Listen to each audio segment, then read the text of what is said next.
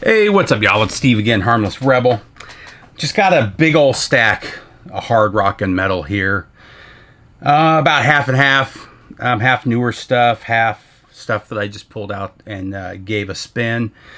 We'll start off with Captain Beyond.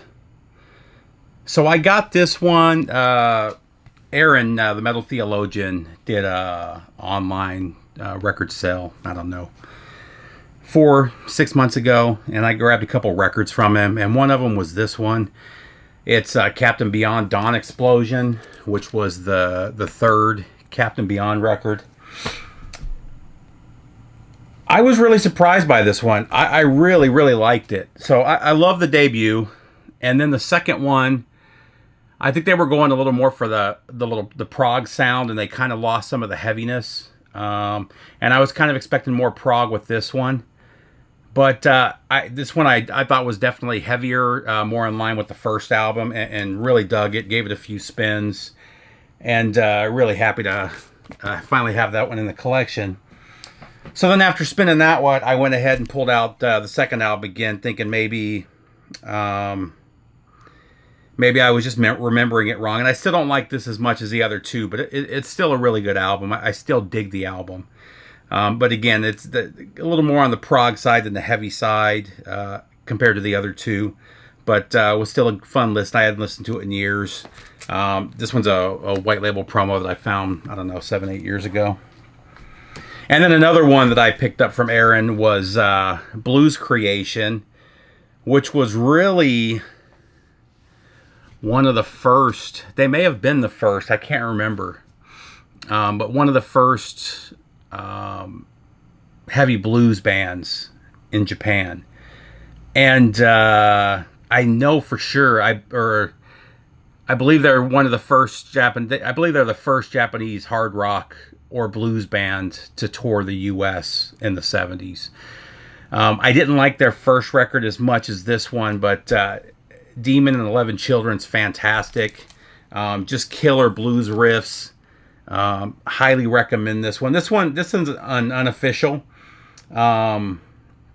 Originals. This is one of those records where originals are like $2,000-$3,000. There are some reissues that you can find for a lot less, but even though they're pretty expensive. And this one sounds really good for an unofficial pressing, but just really killer. The vocals aren't great. They definitely have a real heavy Japanese accent, but it's still a really good record just for the guitar alone, or just for the music in general alone. Pulled this one out. I hadn't listened to this in probably 15 years, and just enjoyed it. AC/DC Live. I think this was like 91 when this came out. 92 when it came out. I remember buying this on CD. Actually, maybe on cassette when it first came out, and just playing it nonstop. This was like my go-to AC/DC for probably a year and a half there. It just hits all my favorites, and one you should definitely have in the collection. Next up, finally getting some represses of the Believer records. I think they've all been repressed now. These were done by... was it Bombworks? Yeah. So this was done. Scott did the artwork for it. Rob Caldwell, the guys I do the Metal Roundtable with, he did the mastering for this. It sounds fantastic. Originals of this record are in the $100 to $200 price range. And it was all compressed onto one record. Moving it to two records was the right move. It sounds fantastic. But you've got Dimensions from Believer. This is where they started to get more progressive. A lot of people kind of fell off on this album. I love this album and the two that are more prog metal that came after. You still have some of that thrash. But again, just much more technical once you get to this. That one's actually on the turntable right now. Glad to finally have these. Actually, I'll get back to those because I've got like 3 or 4 of them. So I had a huge score actually yesterday. I haven't gotten a really good record from half-price books in probably a good 4 years, 5 years maybe. Both of them in this area have just kind of gone to shit, record-wise. A lot of bootlegs, a lot of beat-up, overpriced stuff. And then I got to the one in downtown Atlanta yesterday. I was in the area for work and decided to stop. And I was actually looking for a couple of books and noticed a couple of metal albums in the LP section as I walked by. So I flipped through all pretty common fare stuff, not in the best condition, you know. Some later Black Sabbath reissues, Deep Purple, and not in the best condition, stuff like that. And then I was flipping through, you know, they've got the little plexiglass bin with the little slot in the top so you can flip through the records, and was completely shocked to see these. A second pressing of Sirith Ungol's debut, Frost and Fire. This is the 82 pressing. Still a $150 record in this condition, and they had it for $50. I couldn't believe the price. Usually their prices are way jacked up over Discogs, and to be way under just blew me away. But this thing is pretty much in mint condition. The vinyl, the sleeve's got a little bit of wear, but not too much. I've been looking for the originals of the Sirith Ungol's forever because I don't like the way the represses sound. But couldn't believe I found this one. And then right behind that for $60 was the first pressing of King of the Dead. Just so good. I love everything about these records. Probably one of the most underrated metal bands of all time. These first two records are perfect. I absolutely love them. His voice takes a little bit of getting used to, and that's why some people don't like it. It's a perfect metal voice, though. Just fantastic. Sadly, they're doing their last shows over the next couple months. They're retiring. At least retiring from touring. I'm not sure if they're completely retiring, but it's kind of sad. They just got back together, started doing records, started touring again, and then they've announced that they're going to stop. And they're not young guys. They're all in their 50s, late 50s, maybe early 60s, I'm sure. But super stoked to run across both of those. What else do we got? So yeah, let's go to these now. So I've been talking about 3 Inches of Blood for years. And I did a video a long time ago talking about albums that needed to be put to vinyl. And at that point, I believe only 1 or 2 of their records were on vinyl. And they're finally getting pressed now. Who did these? I believe Real Gone Music has done my 2 favorite records from the band. That's Advance and Vanquish. This record's a 10 out of 10. I love this band. Think thrash mixed with power metal, a little bit of death metal in there. Just a fantastic band, and Real Gone Music killed it on these. They did a great job. This pressing already sold out. I think they're on a second or third pressing now. Each pressing's a different color, but they did a fantastic job on this. It sounds great, and it's a band I highly, highly recommend you guys check out. Next up, we've got the album that came after that, Fire Up the Blades. Again, 3 Inches of Blood. Another favorite of mine. I've played both of these like 6 times since I got them. Absolutely love them. Again, glad to finally have them on vinyl. And then this last one, this was their most recent album, Long Live Heavy Metal. This one is just as good, but it never was as big with the fans, and the band broke up shortly after they released this. Fortunately, after about 2 years, they got back together and they're touring again. Hopefully they're working on some new music, but this one, go online and find it, because whereas those other 2 have gotten a couple pressings of like 1,000 each, I believe they only pressed 300 worldwide of this. It's a fantastic record. This one is leaning more towards the power metal than the thrash, whereas the others were more of a mix. But it's done in all the right ways. Again, just a fantastic band, a killer album, and again, one that I recommend you guys pick up, especially this one where there's only a few hundred of them, 300 of them, yeah. So this one, I was shocked that I didn't have this on vinyl. I was at a local store and they had this for like $15. and I flipped through a Discogs and saw I didn't have it, and I thought maybe it was a mistake, but I bought it just in case, just because it's a really nice pressing. And sure enough, I got home and I was missing this record. I don't know if when I did my purge years ago, this one was just damaged to the point where I got rid of it. But I know I had it at some point. But Forged in Fire from Anvil. Just a great album. This was for the short period where they were no longer a power trio. They brought in a second guitar player, I believe. Yeah. Oh, no. Okay, yeah. Yeah, they just brought in a lead guitar player. But fantastic. Great album. This is Anvil at their best. Those first 4 albums or so. And then they kind of fell off a little bit. Then they came back with everything on This Is 13. Kind of fell off again. And their last few albums have been hit or miss for me. I know a couple people that love them. There's songs on them I love, but not enough to, like the last 2 I haven't even bought. So, next up, Russian Roulette. So this was one.